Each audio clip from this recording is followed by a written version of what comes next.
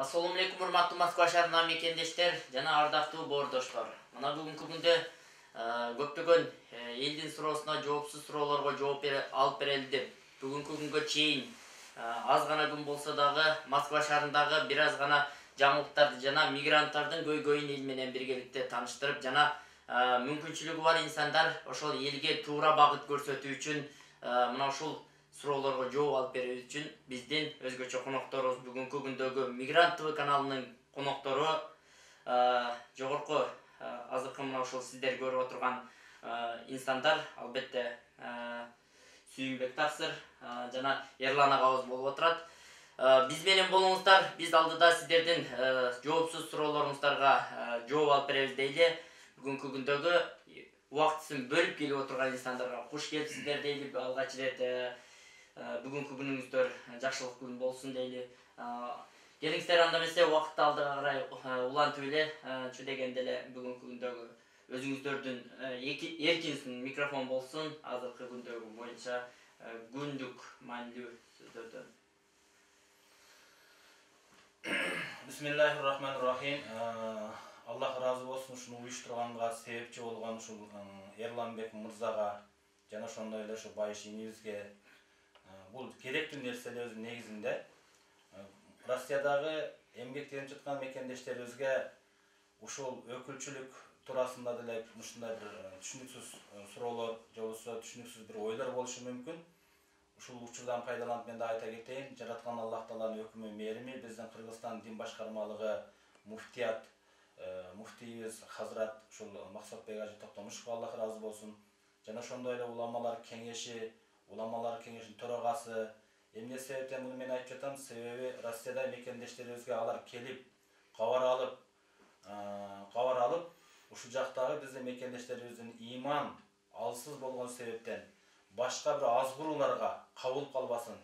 Ошол ата бабабыз тутуп келген диндин бекемделиши үчүн, үй бүлөнүн бекем болушу үчүн, жүрөктө толук иман болсо, жашообузда дин болсо, ошол иманы менен тилин сактай алат. Ошол иманы менен ал өзүнүн улуттук баалуулугун сактай алат.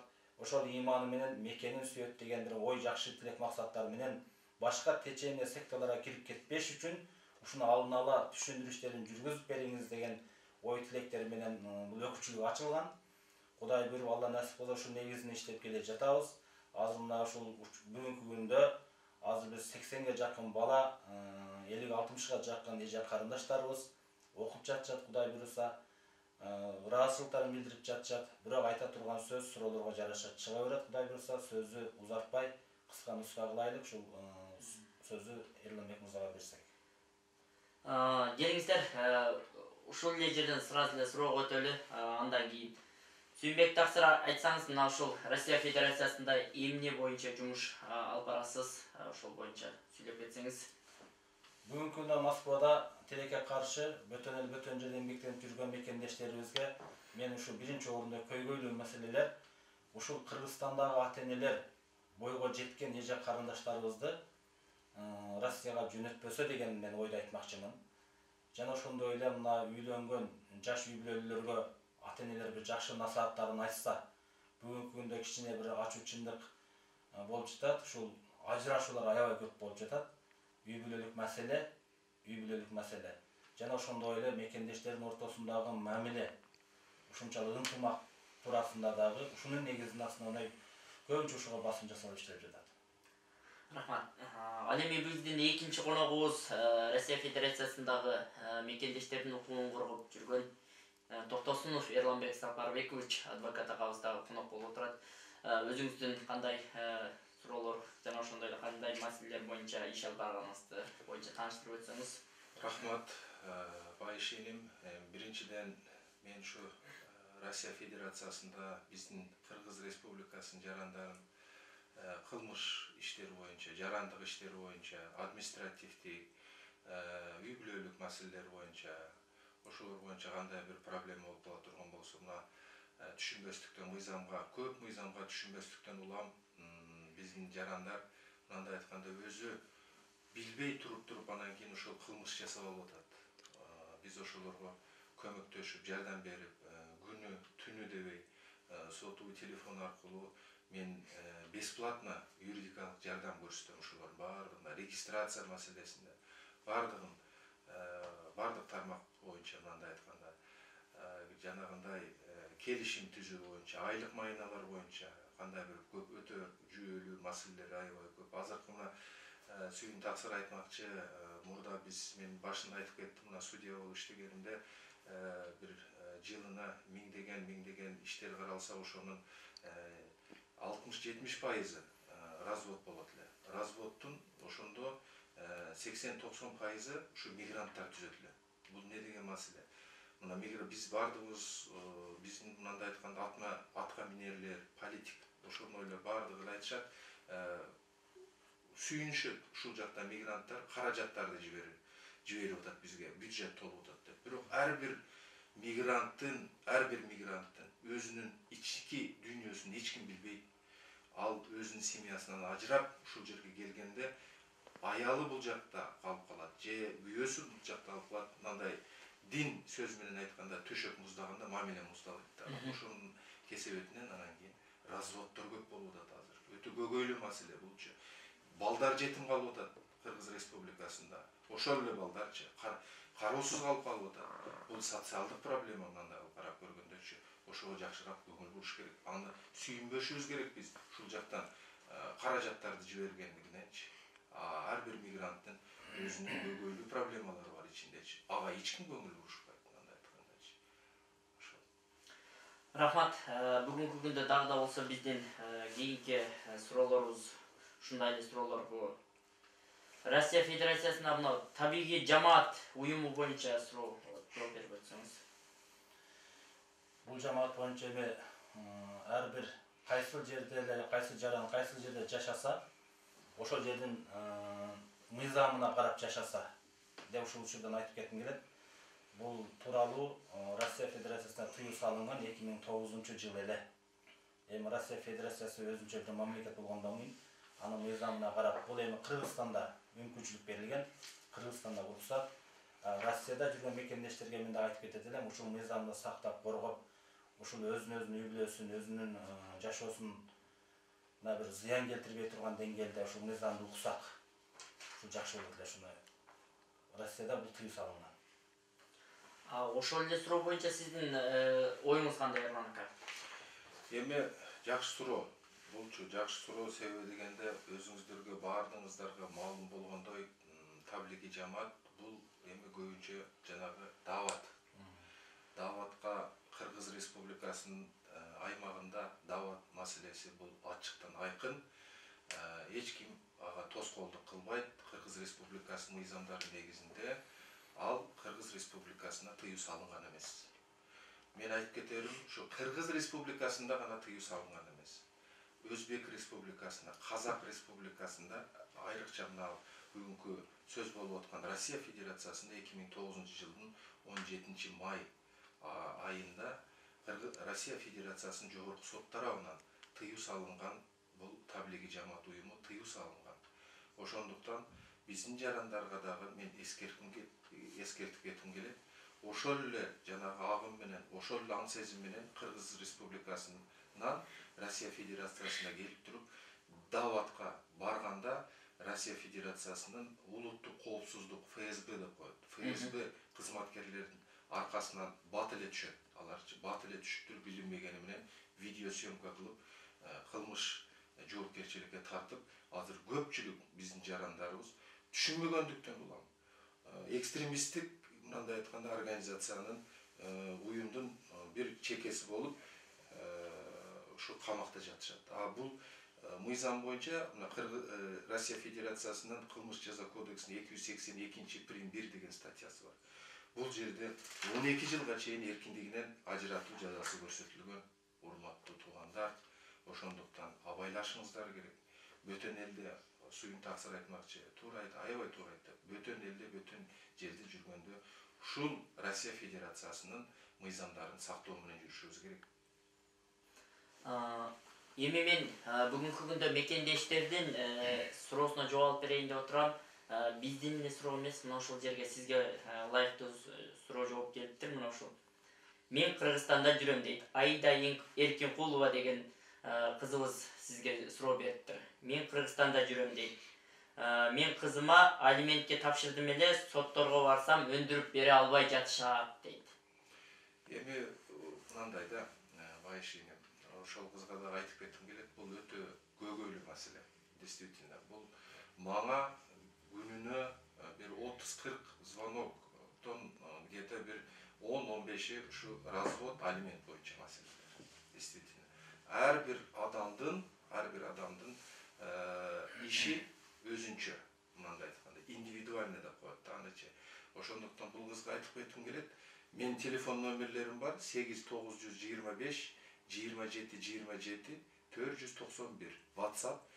Ушул айымга жана башка адамдарга да айтып кетким келет. Жеке кандай бир суроосу болсо, менен кеңири маалымат алса болот. Рахмат. Сүйүнбек Насыр, айтсаңыз, мына ушул арак баңгизат боюнча кандай жооп бересиз? Аллах Тааланын өкүмү менен муну мусулмандардын жалпысында бардыгына бул маалымат бар кабарынан. Бул баңгизат, бул наркотик, бул арак, бул арам кылынган. Эмнеге дегенде буну Аллах Таала Куранда тыюу салган. Себеби Аллах Таала тыюу салган нерседен тыйылсак, Аллах Таала ошо кыл дегенди кылсак гана жашообуздагы ойлогон ниеттилик максаттарыбызга жетебиз. Арактын айынан канча үй бүлөлөр ажырап, канча эже карындаштарыбыз жесир калып, балдар жетим калып атат. Үй бүлөлөр бузулуп атат ошонун айынанчы. Ошол себептен бул арак, бул наркотик, арам кылынган нерсе, эмне үчүн бул инсанды, адам баласын бактылуулукка алып келе турган эмес, тескерисинче ошо бактысыздыкка алып келе турган нерсе үчүн арам кылынган. Рахмат. Ерлан ага, айтсаңыз, мына ушул жердеги бүгүнкү күндөгү дал ушул убакытта эң кооптуу болгон маселе бул Россия Федерациясындагы президенттин чыгарган 274 указын киргизген токтоолор боюнча толугураак айтып кетсеңиз. Бүгүнкү күндө менин досторум жанагы ушул узартылган боюнча айтып жүрүшөт.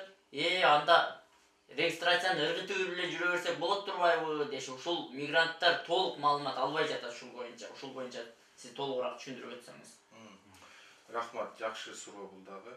Бирок андан мурун азыркы сүйүн таксыр жооп берген суроого мен өзүм да өз пикиримди айтып кетким келет. Жана арак, банги зат маселеси боюнча.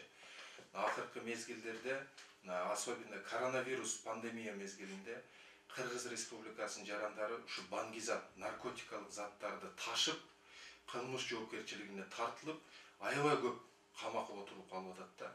Жаш улан балдарыбыз, жаш улан кыздарыбыз дагы ушул кылмышка барып калып атат. Себеби дегенде жанагы эми коронавирус мезгилинде жумуш жок, кыйын. Анан кийин ушундай жанагындай бекер арам тамакка адашып кетип атышат ушундай. Мен айтып кетким келет, ушул арам нерсенин баардыгы баары бир акыры жаман болот экен, акыры түрмөдө. Ал кылмыш үчүн мен силерге айтып коеюн, бул 228 деп коет, 228 статья прим. 1, 228 статья прим. 1 статьясына Россия Федерациясынын кылмыш жаза кодексинин 10 жылдан 20 жылга чейин эркиндигинен ажыратуу жазасы каралган. Урматтуу мекендештер, бул аябай жаман нерсе булчу. Анан бул статья боюнча условно-досрочное освобождение, то есть мөөнөтүнөн мурда бошотуу шарттары да каралган эмес. Ушу 20 жыл бериле турган болсо, от звонка до звонка ошол адам отурат ошол жердечи. Кудай сактасын, ошо алыс болууну чакырам. Анан ошондой эле жанагы арак ичүү, арак сатуу нерсе маселелери боюнча мына Россия Федерациясында даже саат 10дон кийин алкоголдук продукция сатылбайт. Кыргызстанда болсо түнү дейбизби, күнү дейбизби сатылат. Эмне себептен ушул нерсени биз тыюу салсак болбойт? Хотя бы ограничение киргизип койсок болбойбу? Же бул политиктерден байланыштуу, жана аюуга байланыштуу дейбизби, же кандай дейбизби? Ушул маселелерди чечиш керек. Элди ойлошубуз керек да, элдин ден соолугун ойлошубуз керек. Ошол кылмыштын дагы жасалып атканы дагы 80-90% ушу арактан болот. Аракты ичип алгандан кийин адам кылмышка барат. Бул биринчи маселе. Экинчи маселе боюнча жанагы указ президенти 274 указ, бул 15 март 2020 жылы кол коюлган. Бул Россия Федерациясынын президенти Владимир Владимирович Путин тарабынан пандемия мезгилде границалар жабылган, адамдар кире албайт, же чыга албайт, авиа каттамдар токтолгон. Ошол себептен ушул пандемияга байланыштуу жанагы регистрация маселеси, жанагы выдворение маселеси, депортация маселеси дейбиз. Ошону тыюу салган. Буну кандай кылып түшүнүшүбүз керек? То есть регистрация маселеси азыр жүрүп эле атат. Управление по вопросам миграции Российской Федерации жүрүп эле атат. Регистрация болуп эле атат, иштеп эле атышат.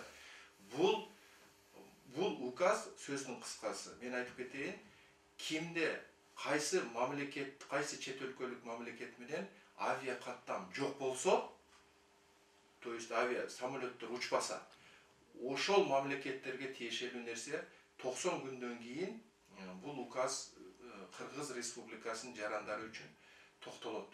То есть 15 марттан кийин Кыргыз Республикасынын жарандарынан как положено регистрациясын сурап баштайт. Регистрациясы так болбосо, жок болсо, выдворение кылып баштайт. Бул маселе боюнча мен бүгүн эртең менен да миграциялык кызматы бар, биздин Кыргыз Республикасынын миграциялык кызматынын өкүлү бар, Абдразаков Доорбек Усенович деген аябай тажрыйбалуу киши. Ал киши менен дагы маектешкенбиз бул сөз боюнча. Действительно ал дагы ошо мен, ал киши дагы мен сөзүмө кошулду, пикириме. Действительно 15 бул айтып кетсем, бул указдын 2 бөлүмүнүн А пунктта так көрсөтүлүп турат. Ошону жакшыраак көңүл буруш керек. 15-июнга чейин спокойно регистрациясы жок жүрөбүз деген бул жаңылыштуу нерсе. Жаңылыштуу. Регистрацияны келгенден баштап регистрацияга туруш керек. Мыйзам чегинде как положено Россия Федерациясынын миграциялык мыйзамдарын сакташыбыз керек. Бардыгыбыз эле жашаган жерине жана ошондой эле иштеген жерине регистрацияга туруш керек. Бөлөк жерге регистрация турса да бул мыйзамды бузуу болуп саналат. Рахмат. Бүгүнкү күндө дагы менин кийинки суроом Сүйүнбек Насырга.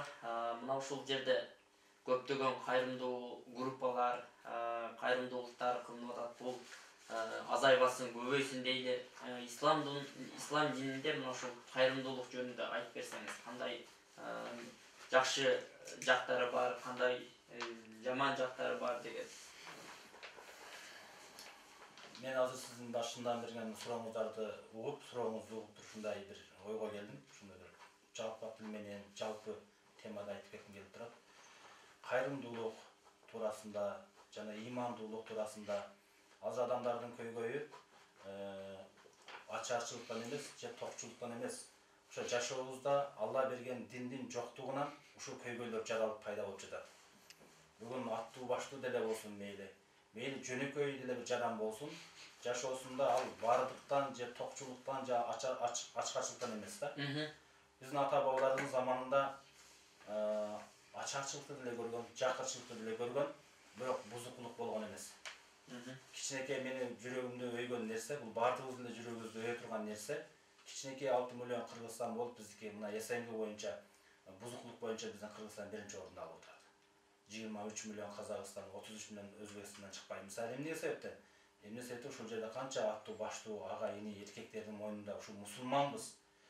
Неге ушул Россиянын ичинде турган, жака элде турган мусулман бир туугандарыбыздан чыкпайт, биздикилерден чыгып жатат деген намыс ичин мындай ачышат экен да.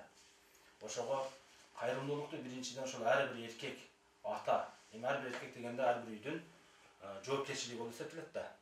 Ошол кызына, баласына, бүгүн мына өткөндө мага бирөө суроо жазды.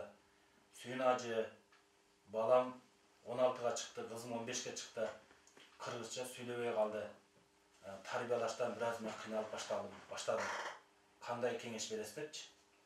Бүгүн кийим бүтүн, курсак ток, барчылык эле. Россияга келип жаткан, жумуш кылып аткан адамдардын жок дегенде 30-40 миңден айлыгы бар. Бирок эмне үчүн ажырашуу көп болуп жатат?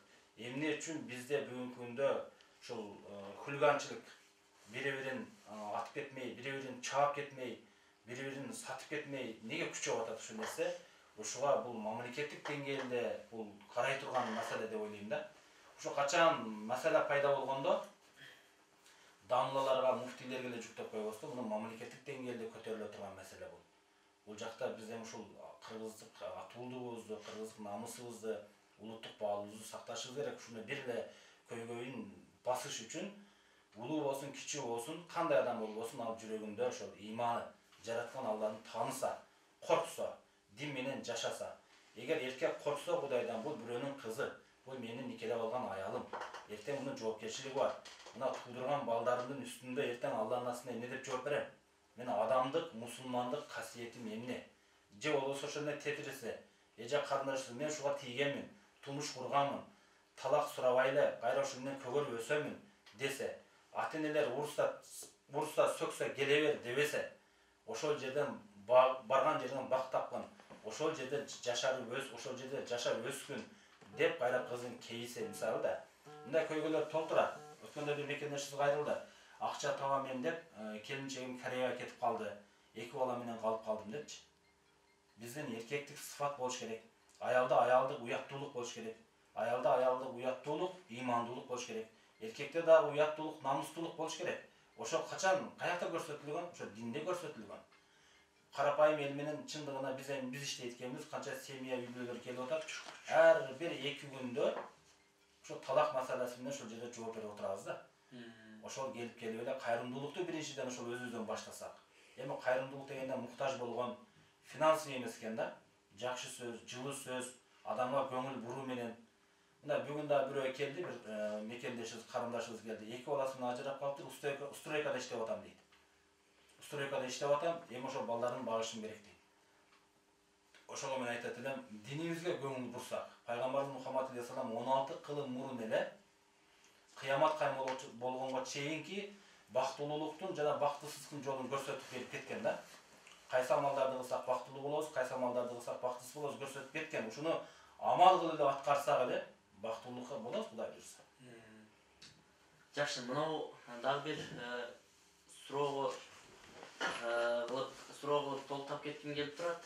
Айтсаңыз, мынау кайрымдуулук кандай жолдор менен кылыныш керек? Жана ошол кандай жол менен кылганда туура болот? Ошол боюнча айтып кетсеңиз. Кайрымдуулук болгондо мисалы өзү негизи чымчыктуу сойсо да касабы сойсун дейт го. Бүгүнкү кайрымдуулук кылабыз деп түрлүү фонддор, түрлүү нерселер уюшулуп жатат. Ошол ар бир нерседен маселе туулат.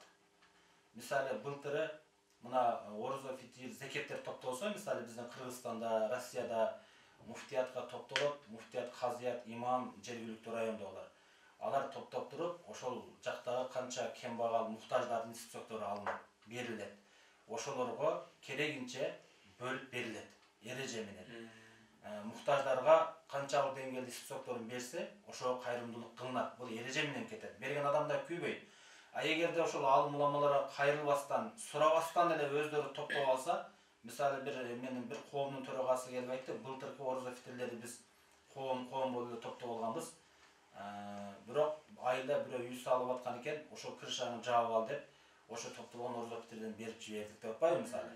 Эми ол шариятка туура келеби, келбейби? Өзү зекет, орозо фитир муктаждарга, жетим жесирлерге, ошо кыйналып аткандарга, же ооруп аткандарга эмне муктаждыгына керек, ошону мындай кеңешип, коом башчыларынын төрагасы келсе, мисалы сиздин коомуңузда канча кыйналып аткан бар, канча муктаждык бар. Мисалы мына кече жакында эле бир чоң эле эжебиз экен, бара турган жер жок. Жашай турган үй жок, төлөгөнгө акчасы жок. Көчөдө калдым, эмне кылсам болот деп, ошол эженин каякта экенин тактап, аныктап билип, ошол райондун, ошол каякка караштуу адамдын төрагасына байланыштык. Алхамдулилла жакшы жайгаштырышты. Мисалы мына кайрымдуулук. Ошону кеңешип кескен бармак оорубайт дегендей, бул дин маселесине келгенде биздин бир чоң минусубуз чекеден эле муфтий боло бербей, чекеден эле баары имам боло бербей.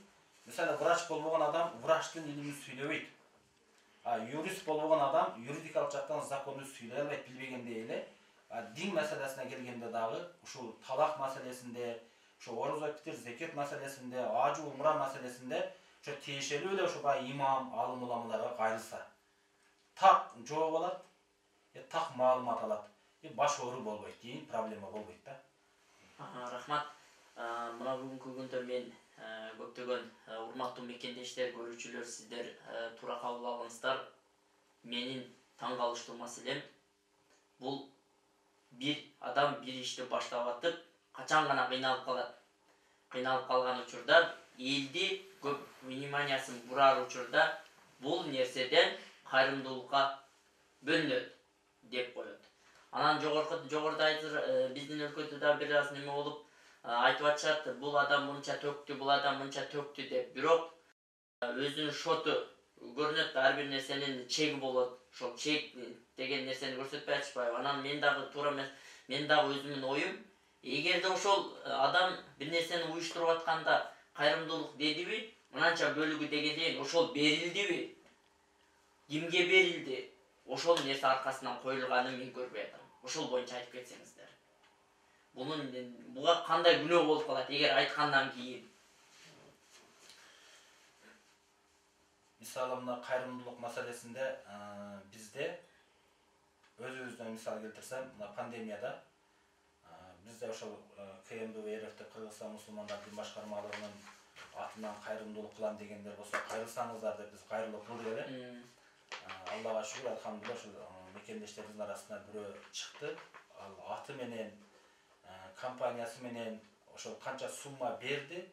Ошол алынган суммага биз болгон муктаждыктарга продукты алып, сүрөткө плит тартып, эми азыр бүгүн жакшы жакты деле пиар кылышка туура келет экен, себеби ошол сөзгө калбас үчүн. Бул алды эмне кылды деген вопросторго жооп болуш үчүн дагы чыгарышка туура келет экен. Өзү иннамал амалу бинният, ар бир кылган ишибиз ниетибизге жараша Алла көрүп билип турат. Кээ биркилер айтат экен, муну эми пиар кылбай эле койбойбу, чыгарбай эле койбойбу? Кылса Алла үчүн кылды да, соогун Алладан алат деп, муну неге мактанып чыгарат дегендер дагы болот экен. Өзү жакшылык иштерди жарыя кылыштыкта эки жол тең эле жолу бар. Жарыя кылыштын да жолу бар. Эмне себептен? Ошо кылат элем деп жол таппай жүргөндөргө жарыя болуш үчүн. Силер да кылгыла, жакшылыкта жарышкыла дегендей эле. Жана ошондой эле ошолорго окшогондорду ойго түшүш үчүн дагы жарыя кылса болот. Бул адамдын кылып атканын Алла көрүп турат туура. Биз ошону мисал айтайын дегеним, айтып аткан кайрымдуулукту биз телевидениелерге бердик, муфтияттын сайттарынан чыгат. Биз бул жакта эмне кылган ишибизди муфтияттын операторуна ошол жакта байланышта болуп турабыз, кабар беребиз, алар сразу чыгарат. Мына адам мынча берди, мына ушул кайрымдуулукка жумшалды деп, так даана мына муфтиятта болуп аткан дин иш-чаралардагы бардык нерсе үтүр точкасына чейин чыгып турат. Рахмат. Кийинки сурообуз Эрлан агабызга болсун. Эрлан ага айтсаңыз, Кыргыз Республикасынын ушул конституциясы боюнча айтып кетсеңиз. Эми рахмат байышеним. Биз эми өзүбүз как-никак Россия Федерациясында турабыз, бирок баары бир мындай карап көргөндө жүрөгүбүз Кыргызстан деп согот да. Андан кийин Кыргызстанда эмне болуп аткан боюнча дагы маалыматыбызды мен бар, кандай болсо дагы, эми бирок конституция боюнча эми бул 91-жылы кабыл алынган конституциябызда. Андан кийин өзгөртүүлөр болду. 2010-жылдары дагы болду. Эми алар боюнча дагы подробно айтып кетким келбейт. Мындай айтканда, политикага киришким келбейт, чындап айткандачы. Но бирок сөздүн кыскасы мен бир ой пикирим айтып кетким келет. Мына сүйүн таксыр турат. Мен ушул конституция менен дин, мындай айтканда, кандай кылып уйкашканынчы. Уйкашкан десек болот. Мындай кызык нерсе бар экен да, өзүм практикамда карап көрсөм, мына өзүм иштерим боюнча Москва шаардык соту, Москва облустук соту, ошол жактарга көп барганда, ошолордун территорияларында чиркөө турат. Часовня, намазкана, часовня деп коет, церковь турат да, ошо территориясында, алдында. Хотя Россия Федерациясында деле дин, Россия Федерациясынын конституциясында, Россия Федерациясында мындай айтканда башкармалыгы менен дин экөө бөлөк. Но бирок ошондой болгон учурда деле мындай айтканда часовня ошонун ичинде турбайбы, церковь ошонун ичинде турбайбы. А бизде жогорку кеңештин ичинде намазкана кылып коеюн десе канча тополоң болду. Бөлөк эле болсун депчи. Мен дагы бир мисал келтиргим келет ушуга байланыштуу. Демократиянын туу башаты деген Америка Кошмо Штаттарында полицейскийдин начальнигинен баштап президентине чейин ант бергенде ар бир өзүнүн инсан өзүнүн динине карап ошол Куранына, Библиясына Куранын кармап туруп ант берет экен. Хотя демократиянын туу башаты болуп саналат. Эмнеге Кыргызстанда конституцияны кармап туруп беришибиз керекпиз? Антты ошол өзүбүз ошол биз өзүбүздүн динибиз ислам. Ошо ислам динине деги Куранды кармап туруп берсе эмнеге болбойт? Эмнеге ошо Куранды кармаса эле дин менен мамлекет бир болуп калабы эле? Мен эмнеге айтып кетким келет? Дин ошо Куранды кармап туруп антты берген адам ойлонот, бир кылмыштын алдына баруудун алдында ойлонот. Мен ошо ант бердим эле. Алла Тааланын алдында ант бердим эле. Конституция бул жөнөкөй эле. Мына өзгөрүүлөрдү азыр деле киргизип атат, эми деле киргизет. Может быть, эмки жылдары дагы 5 жылдан кийин дагы өзгөрүү кире берет. Ушундай да бул туруктуу эмес нерсе турбайбы бул туурабы? Куран деген бул илгери Мухаммед саллаллаху алейхи вассаламдын жазуусу менен жазылган Алла Тааланын буйруктары. Ошо менин оюмча ошо антты, Куранды кармап туруп сот болобу, начальник милиция болобу, президент болобу, депутат болобу, аким болобу, бардык ошо Куранды кармап туруп ант бергенде Кыргызстан өнүгүп кетет деп ойлойм мен. Рахмат. Ушул эле суроонун аркасынан сизге экинчи суроону бере берели. Айтып өтсөңүз, азыр мигранттардын көйгөйлүү маселеси бул Россия Федерациясы менен Кыргызстандын жол каттамы болуп атат. Кирип чыгуу маселеси. Кечээ күнү биздин Кыргызстандан коноктор келгенде ыйлап суроо беришти. Ошол жол каттам боюнча сиздин өзүңүздүн көз карашыңыз? Эми жол каттамы боюнча дагы эле ошол пандемияга байланыштуу болуп атат. Аны биз бардыгыбыз түшүнүшүбүз керек. Мындай айтканда, будага чейин, пандемияга чейин, 15 мартка чейин деле мына былтыр апрелде башталды бул нерсе, күтүүсүз болду элдин бардыгына эле. Ошондон улам Россия Федерациясы өзүнүн коопсуздугунан улам Россия Федерациясынын границаларын жабышка туура келди. Ал мезгилде не только Россия Федерациясы, дүйнө боюнча бардык границалар жабылды. Эми ошол пандемия качан кетет? Ошого байланыштуу анан кийин авиа каттамдар, жол маселелери дагы ачылат. Ошону биз туура түшүнүшүбүз керек, сабыр кылып турушубуз керек.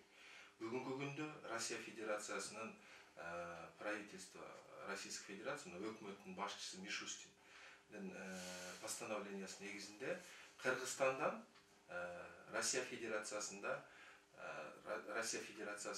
жумасына бир жолу, то есть пятница күндөрү эч кандай негизи жок, основания, жана основания дейбиз, основаниясы жок, ПЦР тест, то есть ден соолугу жакшы, коронавирус менен оорубайм деген справкасы менен учуп келе берет.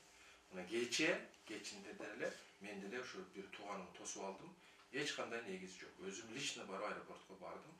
Эч кандай эч нерсени сураган жок деди. Тиги Кыргызстандан эле ПЦР тест, да, действительно, жакшыбы ден соолугу? Жакшы. Все, без проблем, учуп келди. Келди нормально. А башка күндөрү действительно основаниясы менен учуп келиш керек болот. Азыркы учурда Россия Федерациясында мигранттар жетишсиз. Проблема болуп атат. Стройка башка жерлер бүт тармактар токтоп калуу коркунучтун алдында туруп атат. Ошондуктан азыр Россия Федерациясынын өкмөтү дагы өзгөртүү толуктоолорду киргизип, ошо мигранттарды бул жака алып кирүү маселесин боюнча эртеңкүсү күнү расмий маалымат беребиз деп атышат. Бул эмне? Бул работодатель жана иш берүүчү өзүнүн мойнуна алат экен. Өзүнүн мойнуна алып, бул жерде канча адам болсо, ошол списогин берет, ошол список менен ошол адамды бул жака алып келет. Алып келгенден кийин регистрация, анын ден соолугу бардыгы өзүнүн мойнуна алат экен. Ошол иш берүүчү. Ошондой шарттар менен Кыргыз Республикасынан бул жака биздин жарандар келүүгө мүмкүнчүлүгү болот. Рахмат. Ал эми биздин азыркы кийинки сурообуз Сүйүнбек Тасырга болсун.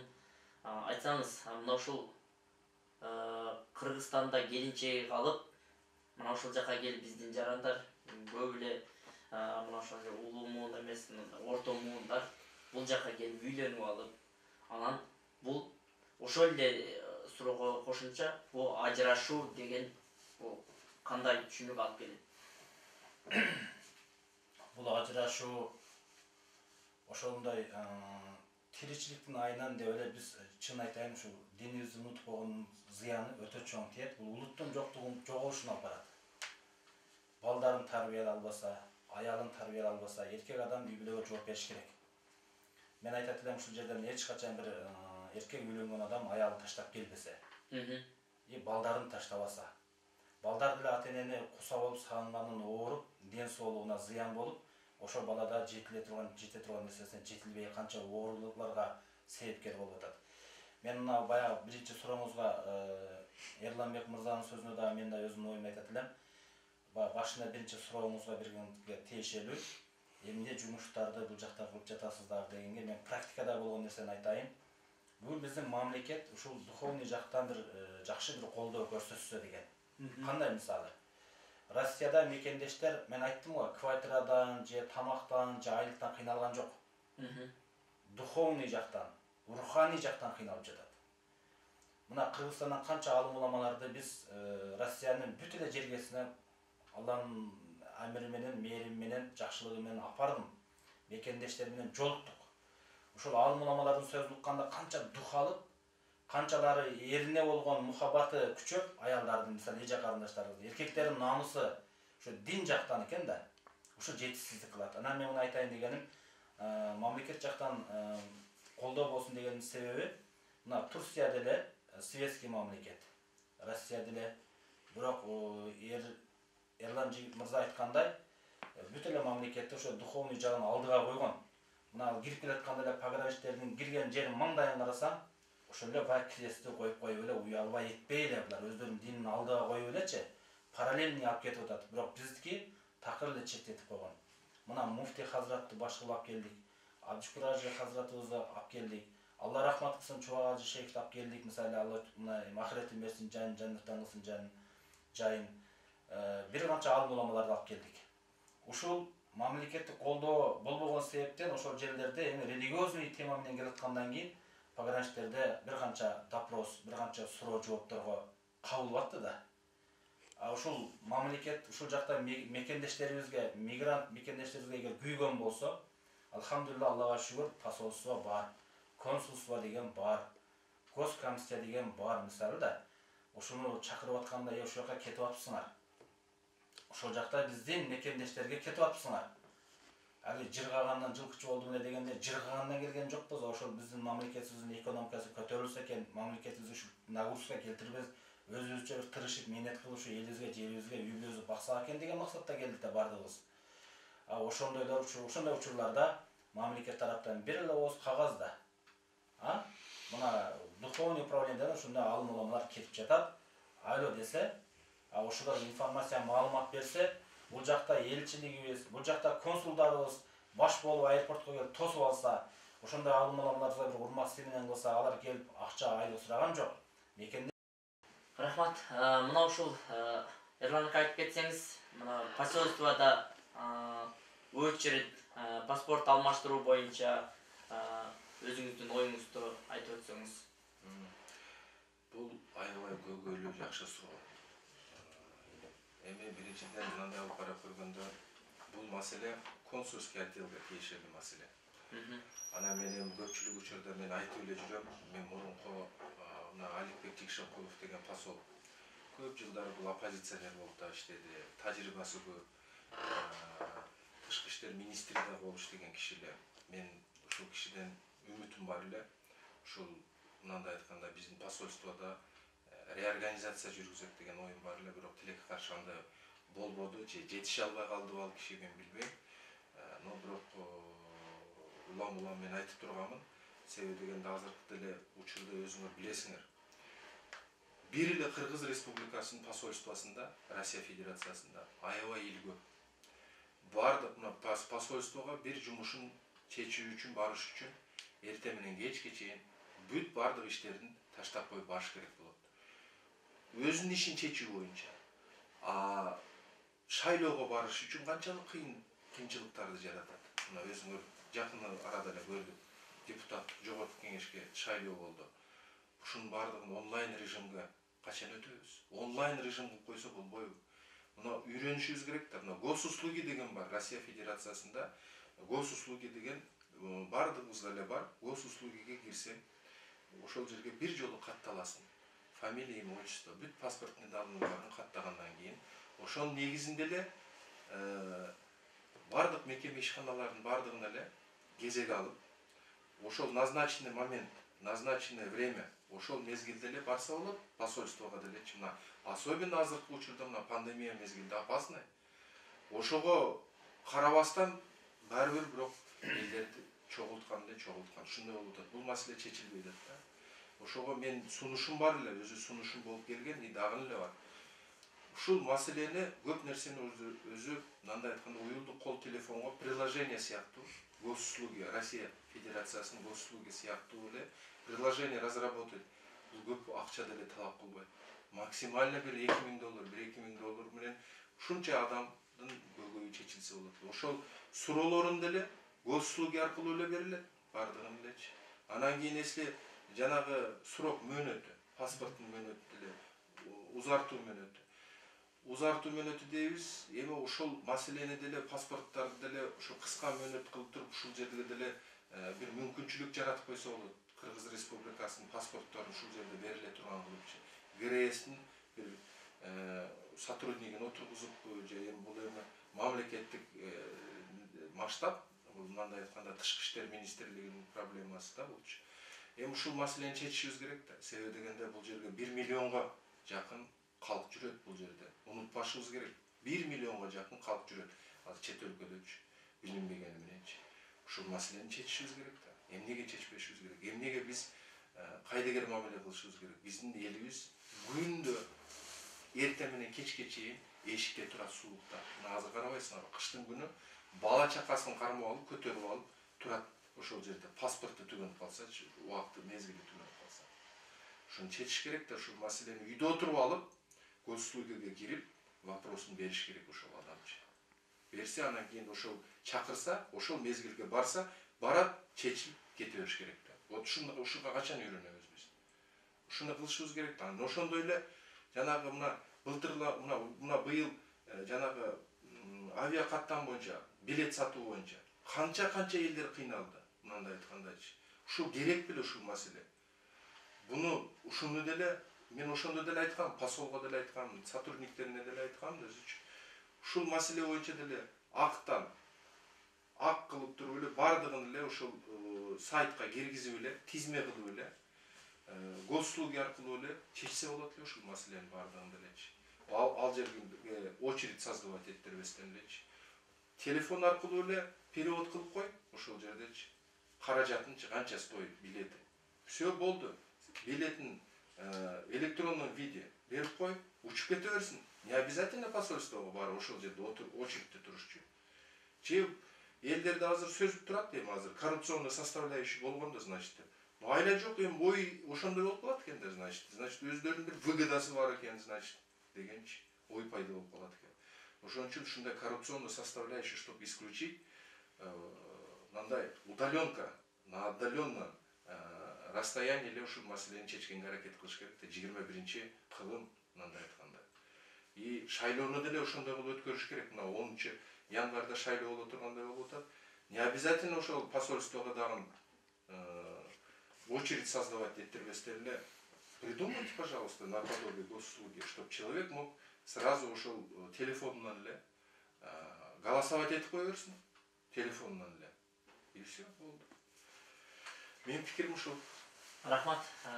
Мына ушул кийинки сурообуз Сүйүнбек Ачыга болсун. Айтсаңыз, мына ушул бир учурларда Кыргызстандан келген духовный управлениялар, делегация келгенде бул мына консульство, посольствонун сиздерге болгон көз карашы кандай болду? Тозуп алдыбы? Кандай деңгээлде тозуп алды? Мен жүрөгүмө өйгөн маселебиз ушул.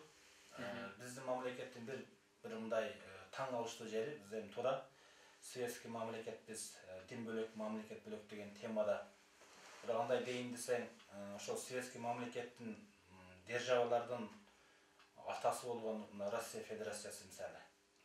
Духовный управлениясы жактары булар ушул эле христиан дининдеги эң башкысы ушул Кирилл барды, мисалы Кыргызстанга эле барды. Барганда ошол Кыргызстандагы эле посольство тосуп алып, посольство узатып жүрдү. Былтыры бизден ушул мусулман дүйнөсү Германияда конференция болду. Ошол жакка да бардык. Ал жерде Өзбекстандын посолу, Өзбекстандан келген муфтийди тосуп, узатып кызмат кылып жүрдү. Ушул мен бир эле Россияда эмескен да, бул Германияга барганда деле көрдүм да. Ушул биздин Кыргызстандан духовный управление келгенде, мусулман муфтияттан алым уламалар келгенде, биздин посольстводан же консулстводан бир мындай неме жок да. Байланыш жок, реакция жок. Эмнеге мен өкүнүчтүүсү, бизде ушу бир эле ушу үйлөнгөндө никеде гана, анан бир оозу түшү бузулуп калганда, дем салдырганда гана, анан бир өлгөндө эле бир жаназада эле ушу алым улама молдоке керекпи, башка учурда керек эмеспи? Чын-чынына келгенде мамлекетте хуббул ватан минал иман, бул мамлекетти, ата мекенди, ата журтту сүйүш имандан дейт динибизде. Ошол мекендештерибизди имандуулукка, мекенди сүйүүгө чакырган өзү ушу биздин динибиз. Ушу динибизди алдыга коюп, динибизди мындай колдосок, алым уламаларыбызды колдосок, динди колдосок. Эгер динди колдобосок, кор болгондугубузду көрүп жатпайбызбы? Ошо мамлекетти сүйүш, элди сүйүш, үй бүлөнү сүйүш, ата-энени сүйүш, адамдардын ортосунда мамиленин, урматын ордуна коюш дегендин баардыгын Кур'ан хадис айтып атпайбы? Биздин айтайын дегеним, бизде эч бир зыян жок, кайра наоборот тескерисинче пайдасы болушу мүмкүн. Мекендештер рух ачкак, алым уламаларыбыз келгенде, Москвага келгенде мечитке батпай калды мисалы. Мына крокус холдордо өтүп жатат мисалы, пайгамбарыбыздын мавлиттери канча миңдеген мекендештерибиз келип, алым уламалардын айткан хадис, аят сөздөрүнө муктаж болуп, урухтарын азыктандырып, Сибир тарапта, бир канча чоң шаарларда, ошол эле Якутия мисалы, ошол эле Новосибирский, Красноярский, Чита, Улан-Удайга чейин, Иркутскиге чейин алым уламаларыбыз барды. Канча мекендештерибиз муктаж. Ушуну мен ойлойт элем, ушуну карап, көңүл буруп, ошол жактан алым уламаларыбыз муфтияттан келет кана. Буну кантип келип калды деген суроо туурушу мүмкүн. Онда кандай келип атат булар?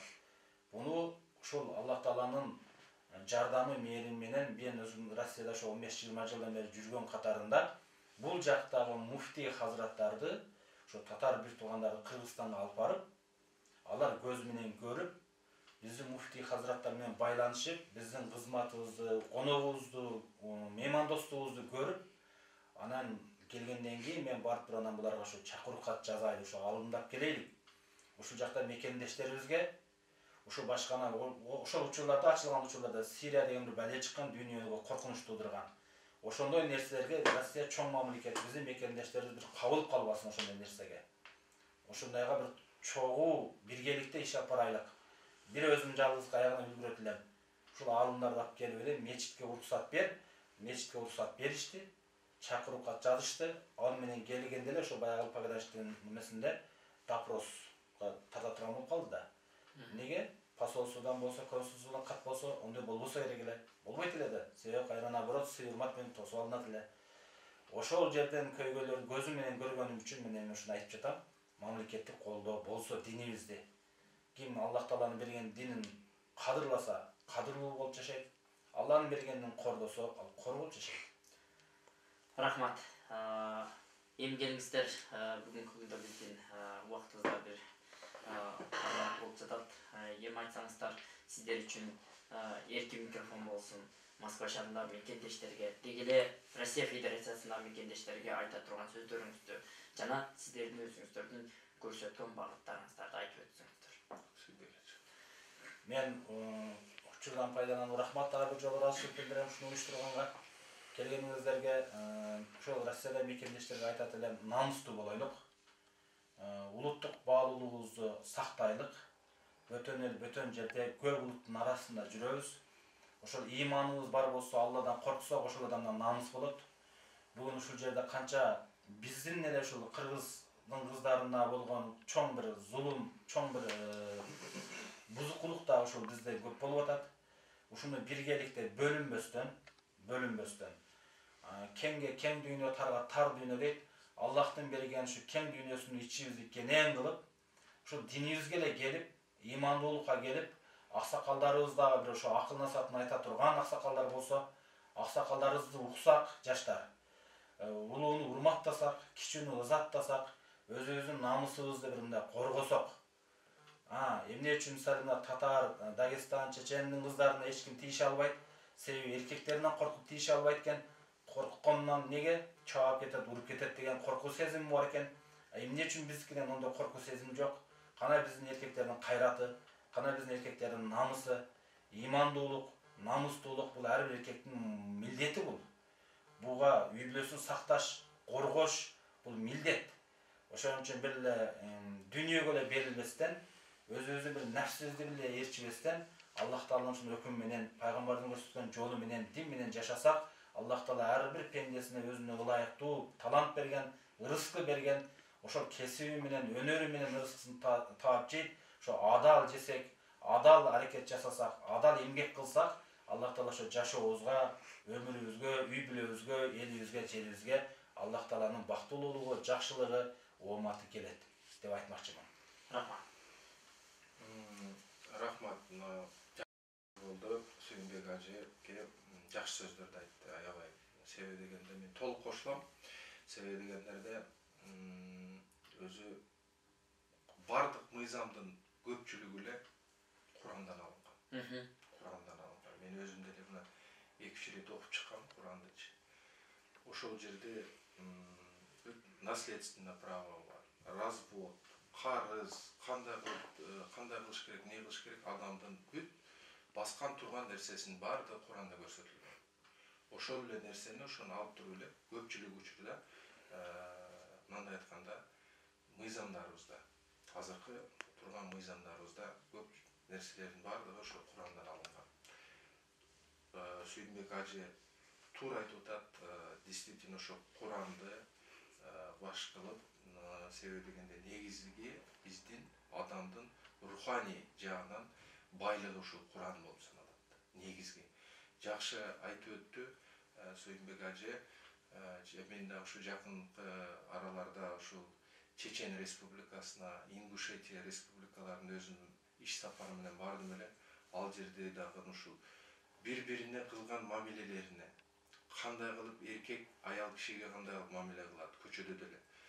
Аял киши кантип эркекке мамиле кылат, кандай кылып негизи эле өзү вообще бири-бирине кандай кылып мамиле кылуу нерсесинин көпчүлүгүн ушул аябай жакшы экен да. Мен суктандым мен ушул калктардан чындап айтканда. Себеби дегенде булардын көпчүлүгү динге берилген адамдар. Динге берилгенден кийин адам эч качан бири-бирине жамандык кылбайт адам.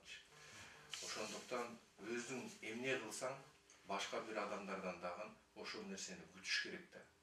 Ошону эстен чыгарбашыбыз керек. Самый главный принцип ислам ошондой да. Эмнени кылсак, ошол нерсе обязательно өзүнө кайтат.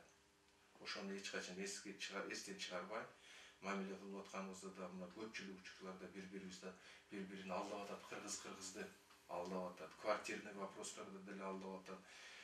Бычак деле сайып атышат, союп атышат, башка кылып атышат, тобо калдым, астагфирулла. Коркпой калдык да. Жүрөктү жанагындай, мындай айтканда ислам жок болуп атат. Ушул жетишсиз болуп атат. Анан жанагы арак маселесинен алыс болушубуз керек. Кыргыз деген биздин өзүбүздүк патриоттук аң сезимибизди ушул жерден көрсөтүшүбүз керек. Башка калктарга караганда таги эле айтып атышат өзү. Действительно кыргыздар өзү ыймандуу, жакшы, адамгерчиликтүү калк келесиңер деп. Мен Россия Федерациясынын мамлекетти органдарында көпчүлүк учурда мен ушундай нерселерди угам. Мага приятно, жакшы кулакка. Бирок биз ушундай нерсени өрчүтүшүбүз керек. Өрчүтүшүп, кыргыз бул аябай жакшы, түү тамыры бар деген калк болушубуз керек да. Ошого мен дагы айтып кетким келет. Россия Федерациясынын мыйзамдарын сактап, аман эсен өзүбүздүн элибизге кайтышыбыз керек деген ойдо. Рахмат. Урматтуу көрөрмандар, биздин ардактуу конокторубуз Ерлан ага, Сүйүн ажы куш келипсиздер, сиздерге чоң ыраазычылык болсун. Сиздер менен дагы да жүзүкө көрүшкөнгө убактыбыз болсун дейли. Аман болуңуздар. Саламатта болуңуздар.